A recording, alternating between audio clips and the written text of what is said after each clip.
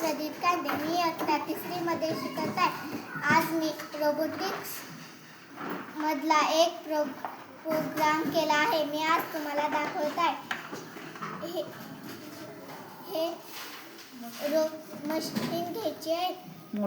ही motor घ्यायची आहे. त्याला चाक जोडायचे आहे.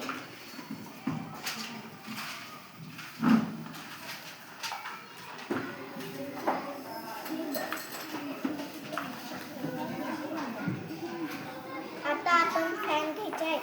ही केबल इथे जोडायची आहे.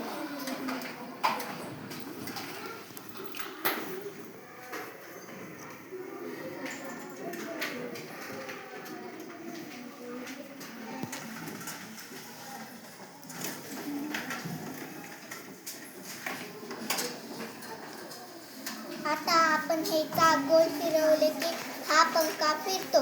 आपण चाक उलटे फिरवले की पंखा उलटा फिरतो.